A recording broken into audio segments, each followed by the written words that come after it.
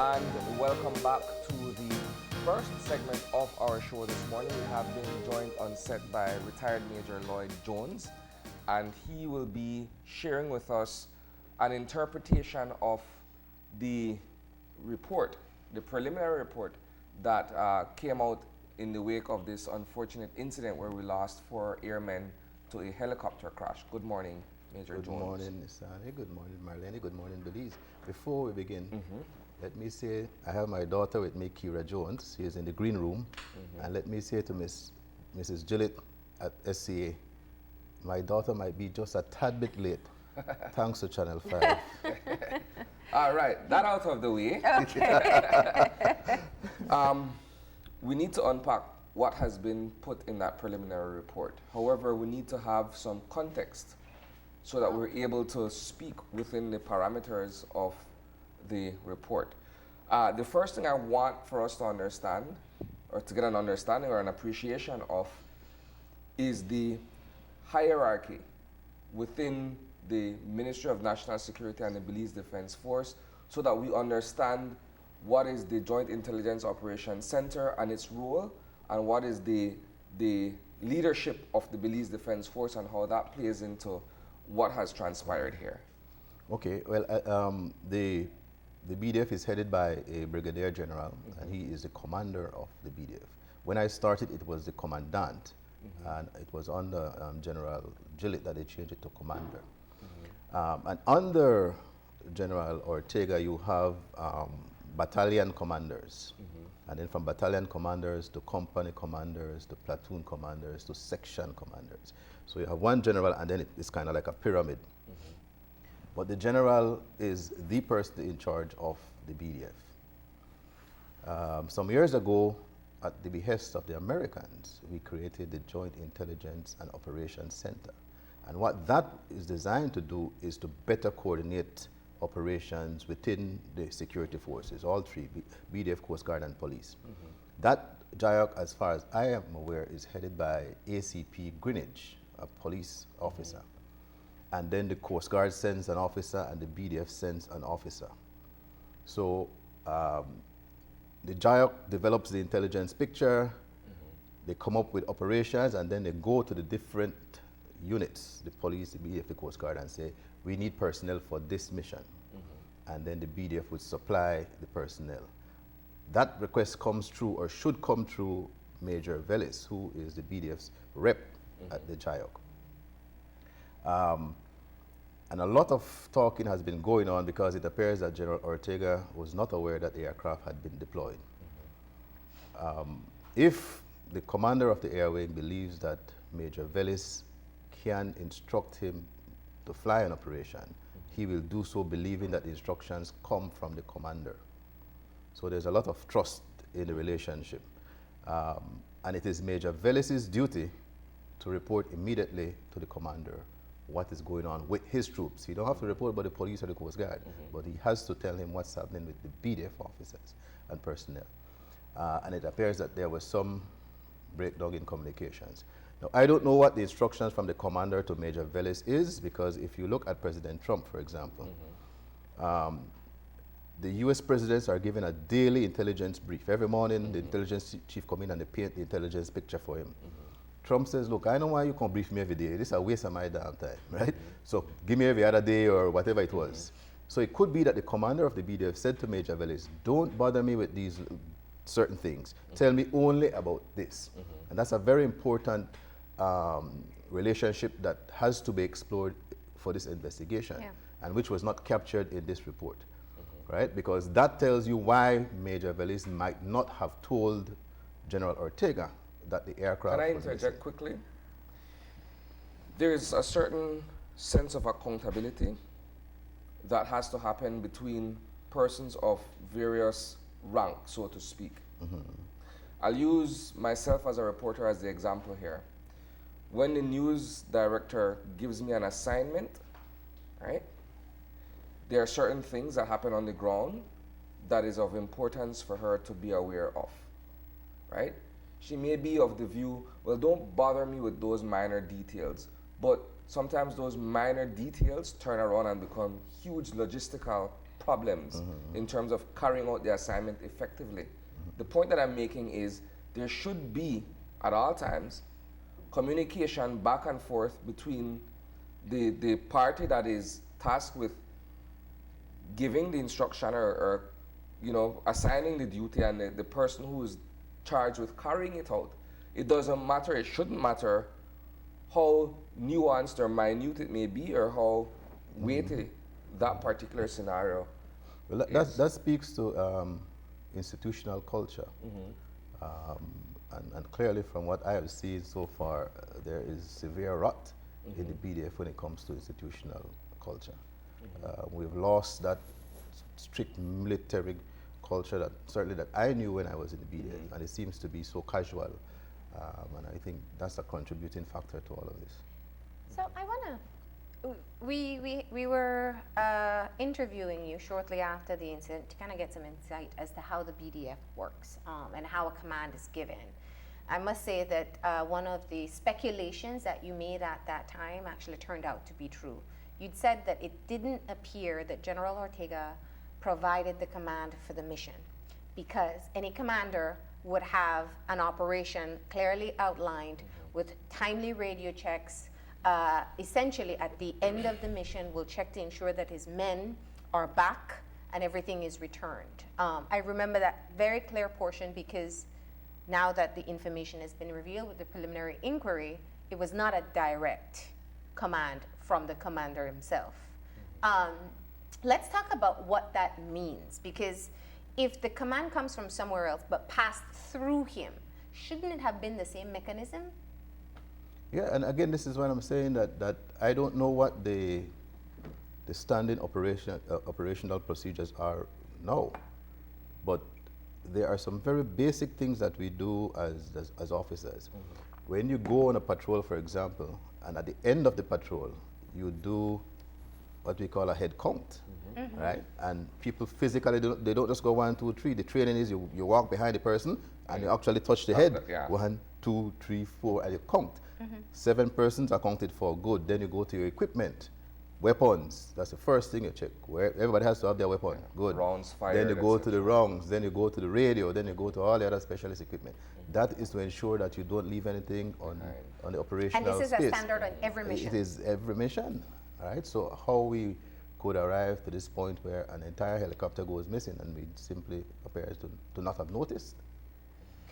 And didn't notice until the night, as was clearly reported. Let's talk. You've read through the report. What are some of the things that definitely stand out to you as an issue of concern? Well, I want to make clear that I am not a pilot. I am not an aircraft mechanic. I am, however, an internationally trained and certified maritime casualty and accident investigator. And investigations have a certain structure, no matter what it is that you're investigating. It's kind of like the human body. We look different on the outside, but on the inside, we're pretty much the same. And so from that perspective, I examined the report. Now, if you recall, Admiral Borland, had promised us 3 things, 3 investigations. 1, internal investigation to determine how the aircraft would have gone missing for so long and nobody recognized. 2, an air accident investigation and a ballistics investigation. So those are, he said, were going to be parallel investigations.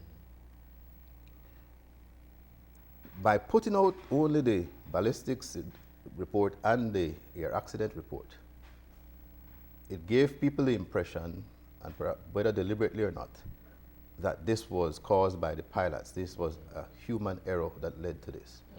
But what is missing is the context. Because the pilots were not operating in a vacuum, they were operating within a structured military environment. And you can't properly understand the accident until you understand the entire context in which the accident took place. So for an investigation, we established what is called the causal chain. So you normally start at the occurrence, in this case the accident, and you work your way back, right? And that allows you to develop the entire causal chain. So what they have presented to us is only the events, and there was some bleeding over a little backward but only the events that happened on that night or early morning. We also have to understand that the persons conducting the investigation, or certainly leading the investigation, are military personnel, albeit from Honduras. We have a culture in the military. So the Hondurans coming here can't overstep their bounds, can't get too aggressive, because if the commander of the BDF reports them to the Hondurans, they're in trouble. So you still have to salute your superiors, you still have to conduct yourself as if you're still in the military environment. I think that also has some role to play in how this report is presented. So it's not as independent or autonomous as it ought to be? Well, it's more diplomatic, Okay. let's put it that way, as opposed to an independent body conducting the investigation who would not be afraid to call out the ministry, call out the... So it's more a consolidation of facts than it is diving deep into the whys and hows. And if you look at the report, even the analysis is crafted very very diplomatically. So here is... Very peaceful. This is what is summarized as the cause. This is the probable cause. The combination of basically the weather, the crew, according to them, have very little experience in this particular type of mission, right? Affected by human factors, the mission fulfillment. So we are driven to achieve the mission no matter what. Yeah. And that's what's instilled in us, mission accomplishment, right? So you're under pressure to fulfill the mission no matter what. And it says possibly led to the helicopter flying into adverse weather conditions due to poor operational risk management, which resulted in spatial disorientation of the crew. So there are a number of things that came together that caused this to happen, right? So if we could go to what is, well, they mentioned human factors. Yes. Right? So when you conduct an investigation, you normally look at the platform. In this case, it's an aircraft. Yeah. You look at the people handling the aircraft, and then you look at the overall environment that encompasses both of those things. 85 to 90% of all accidents are caused by human factors, not human error. And I think perhaps that is what some people took away from this, and the ministry did not correct it. They allowed people to go with human error, so it looked like that the pilot, they mess up. The human factors, right? So the pilots became spatially disoriented. Now, what led to that? Now, when you fly, there are some physiological effects on the body when you're flying. This is physics, science, right? So if you do certain maneuvers in the aircraft, the body reacts a certain way. You can get dizzy. Correct, right? So if you've ever flown in an aircraft in the aisle seat, you can't see outside, and the pilot makes a maneuver. You're not sure what the pilot, you just feel a strange feeling. You don't know if he's turning left, he's climbing, he's diving, etc. That is spatial disorientation. But pilots are trained to recognize this and how to counter it. And that's the importance of training. Yeah. Right? I was going to interject there because there's also quite a bit in the report that talks about using the WhatsApp messages, which is a whole other part of the conversation. But there's also a neurological effect. When do you watch your phone at nighttime in darkness and what it does to your vision? Yes. And I don't know how much is accounted if a person is using a bright light, sending a message on, it has to be a smartphone, that's what we use, in the midst of darkness. And what that may do to even your judgment or to what you are capable of doing at that time. Well, it does affect your night vision. Yeah. Right? So you're flying, the cockpit is, again, designed for the human body. Many years of experience, people have learned that a red light is easier on the eyes than white light at night. So the cockpit is illuminated just enough for you to be able to see the instruments, but not so much that it blinds you. And when you look outside, you create these illusions, because it does create illusions. So by having a cell phone is extremely bright at night in the dark, right? Yeah. So, make I turn off my one before somebody call me. Yeah. So that would have disturbed the night vision of the pilots. Now, they're saying that Major Ramirez was the one who was texting because Major Biza was flying the aircraft. Well, you don't put a co-pilot on an aircraft to text. The co-pilot, as the name suggests, is to help manage the flight. So they distracted Major Ramirez from his duty to co-manage the flight, to begin to send text messages. The most essential, straightforward question here. Communications between Okay. It's I use my own experiences and examples because I think it illustrates the point nonetheless, right? When I am assigned to go on a story, my cameraman is issued standard equipment. In this case, he has to carry a camera that is issued by the company for use on the job, in the field. In this particular instance, right, I would want to think that their comms would be standard. You have a CB radio or some other form of communication device that is sanctioned, if I may, by the military for use in that kind of an operation. So departing from that to the use of WhatsApp messaging is one, very, very informal because it's no longer using what was given to you to use, but it now becomes a matter of you texting, which automatically takes you away from your hand controls if you're co-piloting, as you're saying, and then you're dealing with perhaps areas where you don't have a clear signal and all of these other external factors that now come to play. Isn't that then sort of a gross departure from protocol? Yes. So again, it speaks to the institutional arrangements. The aircraft should be fitted with a radio. It is my understanding, based on what I'm getting from the BDF, is that the radio was not working. The BDF had made a request to the ministry. The ministry would not buy the radio because they're a bit pricey. And the reason is lack of budget. So that's a red flag because from a military perspective, that aircraft would then be considered unairworthy. Means you can't fly it because it does not have a radio. And to put this into perspective, if a civil aircraft, if the owner of that aircraft loses contact with that aircraft or the aircraft is considered missing, they have to immediately report it to civil aviation. And the civil aviation says if you've lost every contact with that aircraft. So if you're calling the aircraft and you answer, No response. you have to report that to civil aviation. The BDF goes 24 hours without anybody saying anything about an aircraft that's missing. And naturally, because the aircraft did not have a radio, so you have to have an airborne radio. When you go to sea, you need a marine radio because we operate on certain channels at sea. Certain frequencies. Yes, and in the air, you operate on certain channels, so you need an airborne radio to be able to communicate with your base, to be able to communicate with the tower at the airport. So how can you fly a military aircraft that does not have the right radio? Forgive me. And this may seem romantic or far-fetched, and perhaps I watch too many movies, but shouldn't you, okay, when you go on an operation or on a mission, right, you have certain levels or certain tiers, certain points that you cross, and as you pass that particular point, you radio back to base and inform them, okay, I've passed this particular point, this is where I'm heading to now, as a form of check and balance to account for where you are actually. So at the point where there was no longer any communication between the flight crew and base, shouldn't that have automatically, and that's because you're going and you're coming and you're using the same method of communication to say we're flying back now, we've passed this area, we're on to the next location on the way back. Shouldn't it have been something along those lines? Absolutely. Those are what we call waypoints, right? So you go from waypoint 1 to 2 to 3, or something we call it A, B, or people even give it a code name, right? Yeah, exactly. So that when you reach there, you report that you're there and everything is okay and you go on.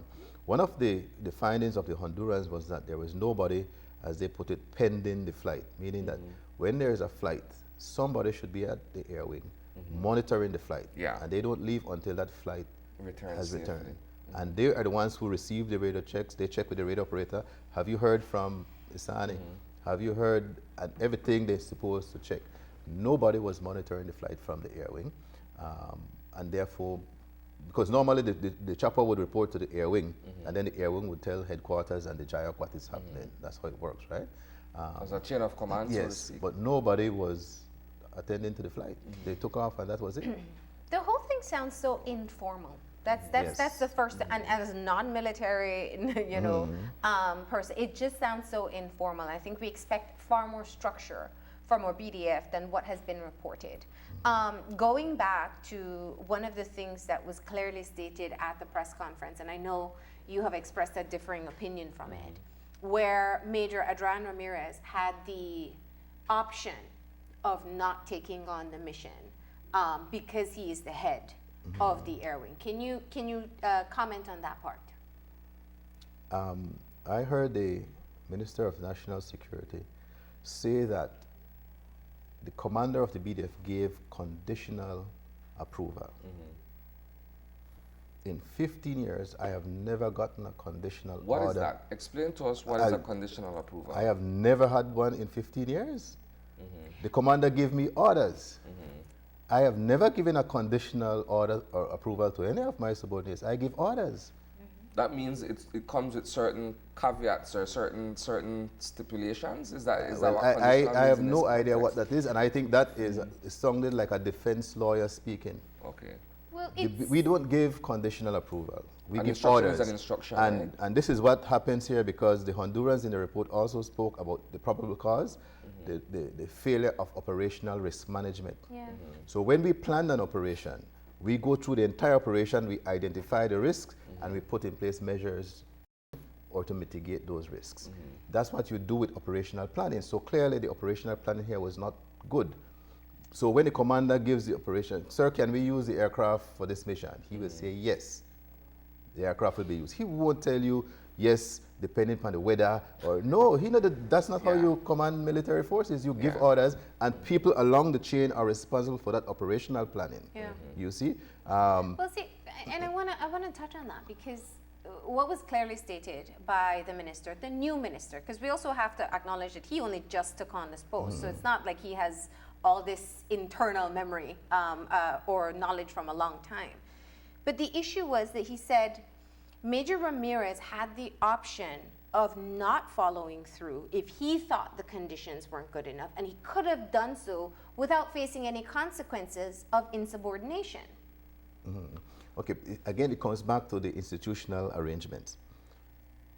At the air wing, the standing operating procedure should be you are not to fly if the winds are between 15 knots to 30, if it exceeds 15 knots. So I don't need to ask you permission to fly or not to fly. The rule says if the winds exceed a certain velocity, you are not to fly.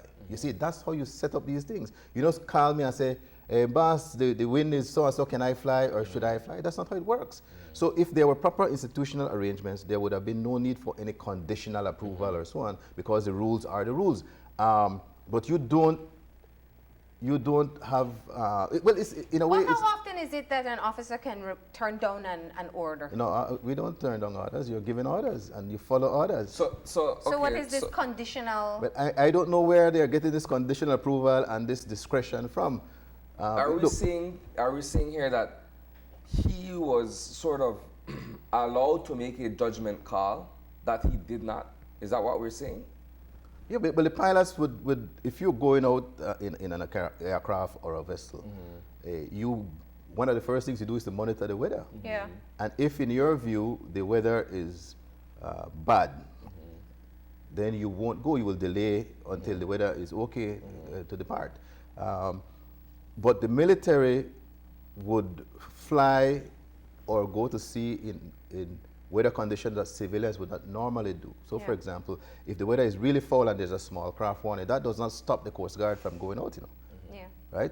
Those of us who are civilians will stay in because they say, look, it's rough, but the Coast Guard takes Trained. certain risks above the normal person, as do members of the air wing. May I ask you a common sense question here? Forgive me.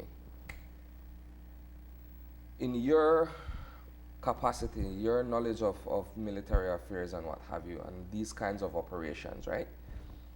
Was it extremely necessary to have this kind of an aerial support being provided by the BDF, considering the fact that the aircraft was not equipped with a proper working radio? They did not fly with night vision goggles. They weren't armed, from what I was understand. They don't. The weather conditions were poor. What purpose would this mission have served? What was the ultimate end game here? Is it that they will survey the area and then provide that intelligence back when they can't really see what is on the ground? And if they were to come under fire, they can't fire back? I mean, It's an honest, common sense question. What was the point of the mission? What was the end game? If I was the commander of the BDF, I would not have authorized the flight, given what I know now. But we also have to understand that we have the benefit of hindsight. So we are aware of the facts, we understand them now, but we are completely detached from them. And so we have the benefit of hindsight. We're saying hindsight, but they should have foresight. They are the ones who approved no, but all of these without these particular checks being ticked off. I agree with you 100%. And that's why I'm saying I would not have authorized the use of the helicopter. First of all, the helicopter would not have flown. And again, it comes back to the moral courage of our generals. I don't know if they're afraid of our political leadership or what, but you can't get me to order my soldiers to go in an environment that is clearly risky. We take risks, but we're not prepared to commit suicide. So if the aircraft is not properly maintained, if the aircraft doesn't have the right equipment, you are not going to get me to command my soldiers to do that. You need to provide me with the requisite equipment to do my job. Now, this is what we call a system-induced accident. Yes, it involves human factor, but it is the system, the BDF, that is responsible for this accident, not the pilots. It's an institutional failure. Correct. And if you, in order to determine if it is really a system-induced accident, you take out Major Ramirez and Major Baiza, and you put in Major Jones and Isani. And if the outcome would have been the same, it tells you it's a system-induced accident. And this is what has happened here. The BDF, in essence, set those men up to end up exactly where they ended up. Right? Now, one of the findings, and I want to run through this quickly, and this might be a little painful for the families, so I'll be as gentle as possible. If you can go to the slide that shows the flight hours, please. Yeah. Right? The report pointed out the experience of the pilots. Yeah, and training. And the training. The BDF did not provide the pilots with sufficient training. In terms of flight time and flight stuff? time, exactly. And in that specific aircraft. Correct. And type right? of aircraft. So here are the hours for Major Ramirez and Major Baiza. So the rotary means helicopter. 162 hours for Major Ramirez, 512 hours for Major Baiza. So Major Baiza, according to the ministry, was the pilot. So he has a fairly decent amount of hours on helicopters. But look at his hours on that particular aircraft. Just 325, and Major Ramirez 138. All right? The total flight hours. Now remember, you have, when you learn to fly, you practice on a fixed wing. And then after you've gained your license, you transition to rotary wing. Right? The Hondurans are saying that we should keep fixed wing pilots one side, that you should have and separate rotary ones that operate, one side, right? But they did not have sufficient flight hours. Over the last couple of months, I think they flew 10 hours in 6 months or something. And the reason for that is the BDF does not have the money to maintain the aircraft, and they don't have money for fuel. So your airtime perishes because of that, right? But a very important thing here is the instrument flight course. Major Baiza did his in 2016. Major Ramirez in 2018. Now the FAA rules, which is the U.S. Federal Authority. Yes, they're saying that for you to maintain your instrument currency, you need to do 6 instrument landings in 6 months. You see how long these guys have not done that? 2016 and 2018. So they were not competent to fly what is called IFR, Instrument Flight Rules. So when you learn to fly in the normal course, you fly by visual flight rules because you can see the airstrip, you can see the tower, you can see landmarks, etc., and you fly by visual only. But if you come into a rain storm or into clouds or worse at night, you can't see those things. And if you can't see the horizon, that contributes to spatial disorientation. Got it. So they were not trained properly to fly at night. So forget the night vision goggles, forget all of that. They weren't even allowed to fly by instruments. And at night, and especially now, again, the scientists are saying that when you fly at night low over water, it adds to spatial disorientation. So the BDF, knowing that these officers had not done their instrument training, should not have allowed them to fly at night. So who in the BDF was recognizing that our pilots are not being properly trained, they're not keeping up to pace, and therefore we must provide the resources. So it costs money for sending them to train, it costs money for the fuel for them to practice, etc., etc. We provided none of those things to them, and then we send them out at night in foul weather to prosecute this mission. Now, one of the findings I find interesting, and I think we have to look at this in the full scope with everyone who's responsible. Who manages the air wing? Like, who's on the ground to ensure that what should be done is done? One of the findings was that they didn't do a pre-flight check or or what is it called, a cross check in flight. So who is supposed to, I mean, is it just a team that relies on each other to be able to do some of the preliminary stuff or basic stuff that should be done? It's the pilot's responsibility. So for me, one of the biggest finding, and it's linked to a recommendation, is the fact that the BDF Air Wing does not have a flight safety officer. That just completely blew me away. When I was in the BDF, there was a flight safety officer, and his duty, as the name suggests, is to manage the air safety management system, because an aircraft is unforgiving, unlike a vehicle where you can make a little mistake here, they run off of the road, and you say, whoops, I missed that one. It doesn't happen that way in the air, so safety is the #1 concern. So the BDF is responsible for setting up an air safety management system, and the flight safety officer manages that system. So he would check, every time there's a flight, he would check to make sure that there were no breaches of that air safety management system. And if there were, he recommends corrective action, whether it requires training or discipline, because sometimes if the pilot is just idle, he's disciplined for taking risk he ought not to have taken. But that is a function of the flight safety officer, and we have none at the Air Wing. And there's a particular course that you go on, all right? We send you to England or the US to do that course. Let me ask you a question. What role or in what capacity did the other 2 airmen appear as? They are what we call monkey men. Okay. When I saw somebody putting up something about monkey men, or people use cocaine or all kind of nonsense. That's not, they call them monkey men because they have a tail, they have an attachment, right? Just so like how we call divers frogmen in the Yes, military. exactly, Yeah, right? I get it. Their job is to assist with everything external to the aircraft. So if the aircraft is to land, they are the ones who leans out, tell the pilots how high, because the instrument is telling you one thing, correct, and they would help you with the landing. They help to load people on, make sure you're strapped in properly, etc., etc. That's their role. They provide that support to the pilots, because if you notice, sometimes the pilot, depending on the mission, would land, they won't get out, they're monitoring, they're doing their checks, etc., and the monkey men are the ones who make sure, and then when they're ready, they say, okay, we're good to go, and they fly off. All right, let's talk about the biggest issue here, the WhatsApp use. Without radio communication, and it was clearly articulated at the press conference that was a choice. The choice was to use WhatsApp messages. What are your thoughts on that particular decision? Institutional failure, how the general could allow this to happen. And again, I think the general is not being truthful to the Belizean people. He is refusing to say that I asked you for radio, minister, and you said you don't have money for radio. He should be honest with us, so that we can bring some heat on the politicians, right? But they don't have a radio, certainly not a working radio on that aircraft. That is what my source is telling me in the BDF.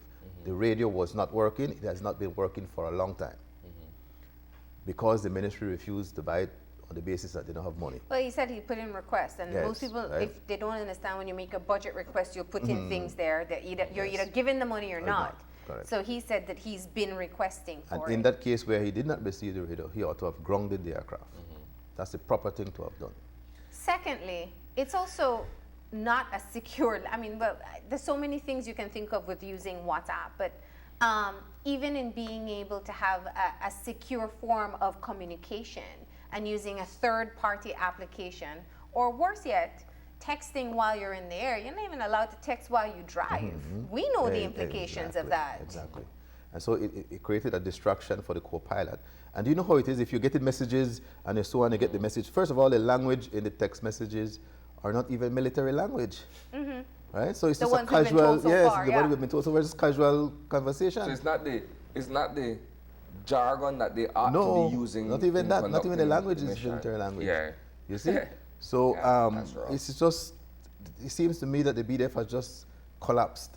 And it really is heartbreaking to see that you spent 15 years in the BDF and to see it come to this, you know, and this clearly is responsibility of the commanders, the officers. Forgive me, I am hung up, right, on the idea that while I am supposed to be manning an aircraft or co-piloting an aircraft, that I am communicating with you manually Yeah. as opposed to verbally, because I'm assuming you ought to wear a headset. Yes, Where yes. I could tell Marlene exactly, Marlene had a 15 minutes out, Yeah. as opposed to literally Yes. typing that. Yes.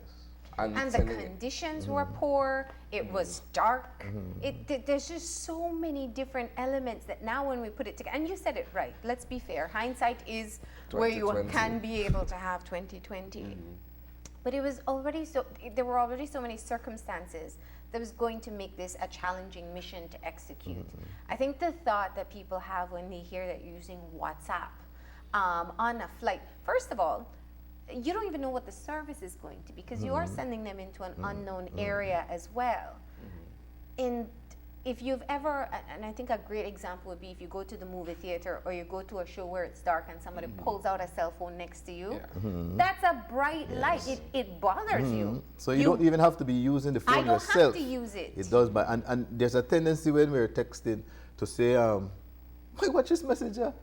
You Yeah, see? Right? true. So he's texting and he and Belize are chatting on the WhatsApp, and he gets a message he thinks is of interest, and he says, "Check this out," and blinds the pilot in the process, right? So. I mean, we'll never know what happened at the exact time of the incident in terms of the interactions between the two. Yeah. But the fact that these are the circumstances that they went out on this mission, it is of concern. And I think You know really why? and truly, the part that will perhaps always be unforgivable, and that's my word, is the fact that nobody missed these 4 men or this helicopter till nightfall. Because The there time that no was radio. recorded was 4:33. The last message with the whole WhatsApp explanation, one tick, basically wasn't received. Look, if I But have a radio, from 4:33 in the morning Yeah. till nighttime, nobody missed a helicopter at the base Marlene. or your 4 airmen. Marlene, Major, if I have a radio, I can tell you I'm going down, right? Yeah. Well, Would it go down? I'm telling you something, there's an Yeah. emergency on board the aircraft.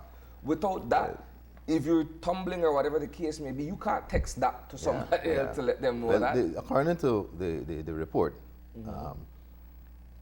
this is what you call controlled flight into terrain. They did not recognize that they were in fact descending, and the report says that the descent was as much as 1,000 feet per minute. Yeah.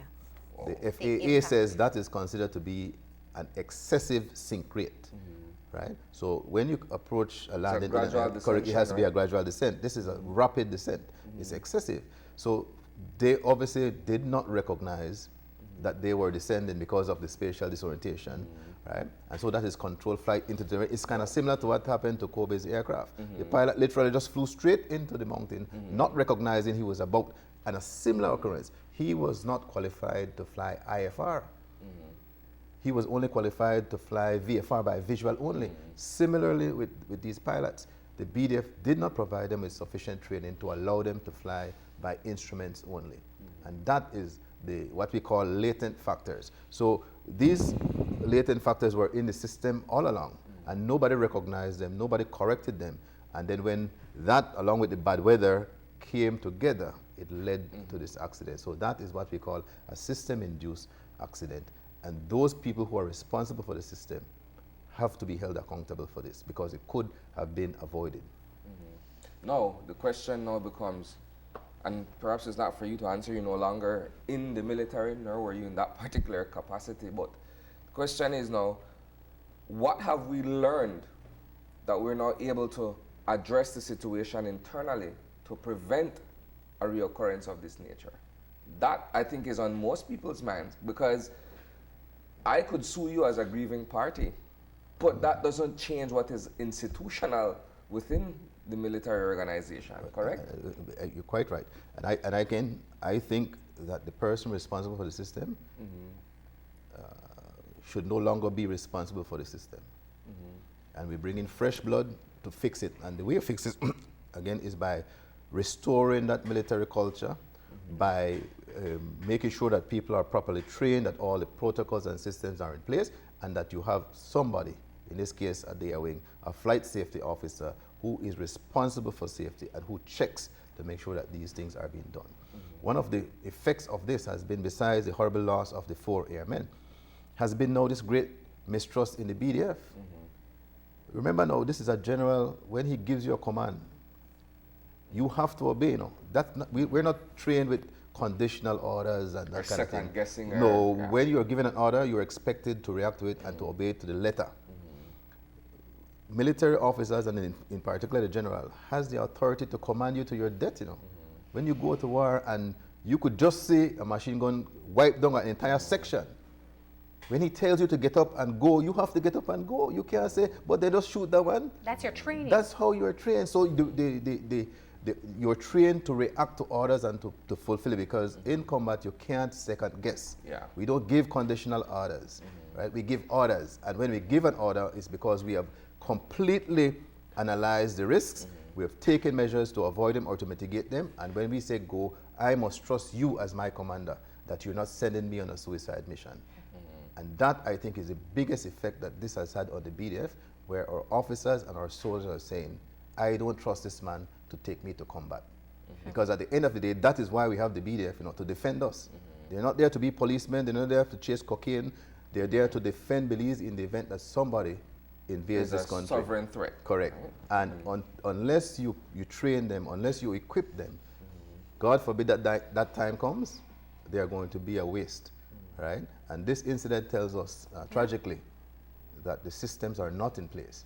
And we ought not to allow these men to die in vain. We are not to sully their good name and reputation by dishonoring them, telling the Belizean people that this was caused by human error. Human factor was central, but that was a system-induced error. And those responsible for the system must be held accountable. And it is a tremendous loss.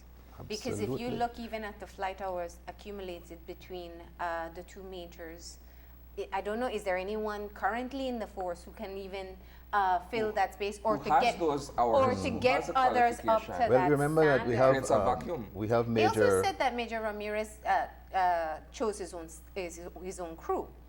Yeah, the CEO of the Air Wing has that prerogative. He gets an order from so the commander is not going to Okay. tell you to go. He says, Anna, I need you to take a flight so and so and so. Okay. And then you are responsible to make sure that happens. So that's normal.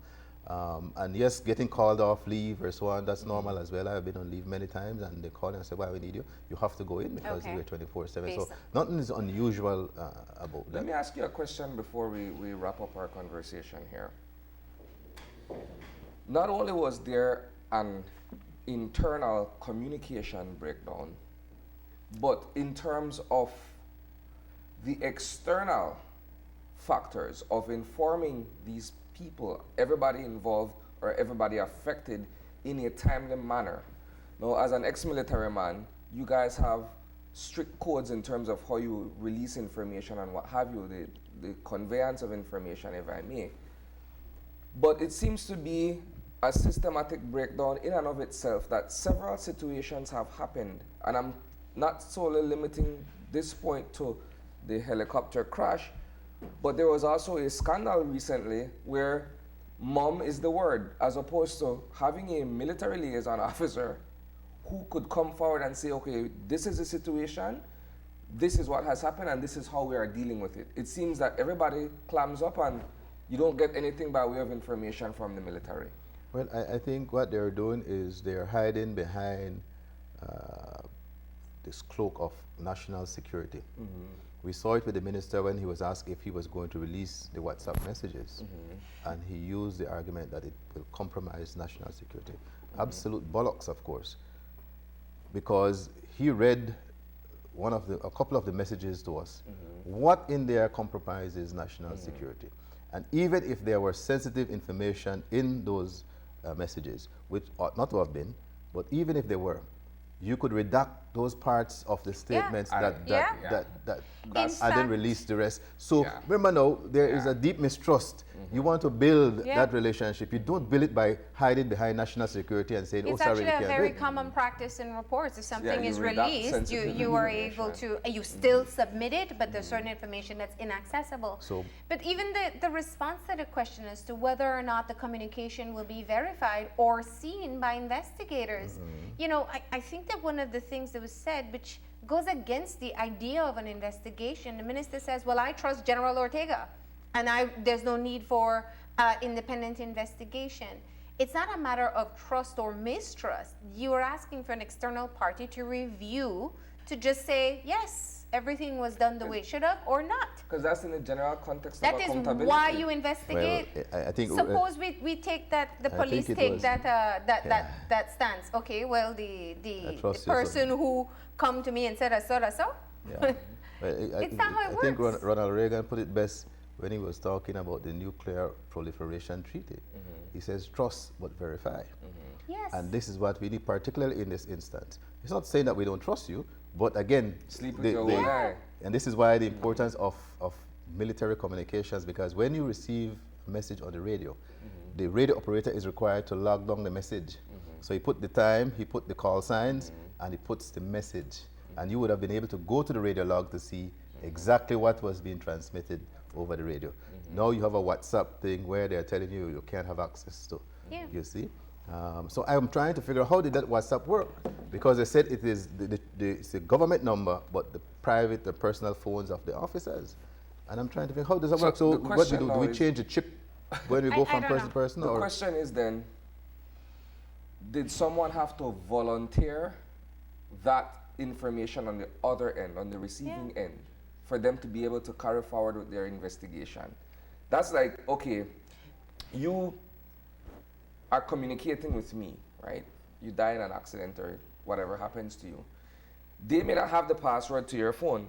They may not have access to get into your phone. And if we know WhatsApp, it's end-to-end encrypted. right. So even if there are certain things that they won't have access to. So would I then have to volunteer that information as a person that you had the last contact with for you to be able to proceed with that report? Because if I don't volunteer that information, then that's just as good as dead. well, he did say that the number belongs to the BDF, even though the chip might have been in your private phone. You see, that's what he said to the media, right? So how do you manage that? To whom does the messages belong? But if it were I mean, I would not be share the message. So I think Yeah. Major Belize offered to say, look, this was the last communication because in their view that was quote unquote official Yeah. communications. Yeah. You know? Perhaps that was his Well- idea of transparency too. So Yeah. This is only the preliminary investigation. We don't want to leave people feeling that this is the end of it. There are other investigations that will take place with the manufacturer and other parties. So there should be more detailed information coming I forward. think if you look at air accident investigations, they usually take a very long time because right. they're very detailed. They usually What- recreate the plane. Correct. Right? What you do normally is to provide the facts as you discover them. But this was not done in that case. They did not provide facts as they discovered them. They provided a report along with a conclusion.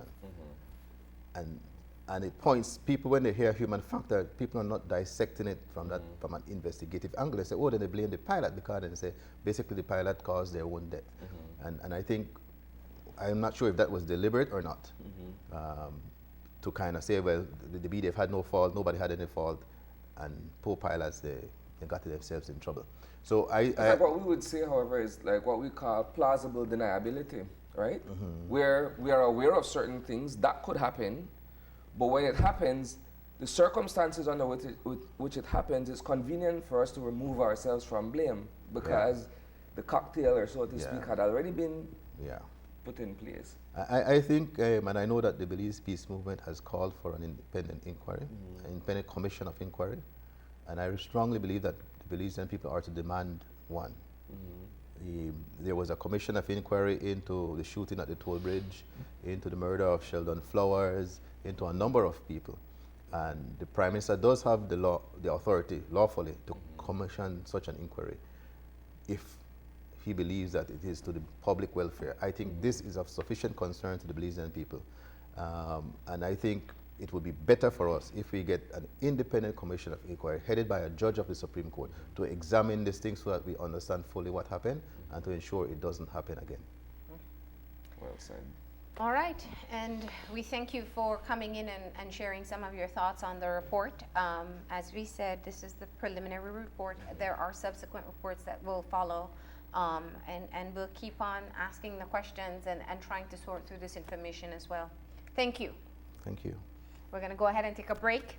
When we come back, we'll still stay on the trending topics. Of course, coronavirus, the new coronavirus, is on everybody's mind, and we're thinking prevention. We're going to be talking about foods you can eat to boost your immune system.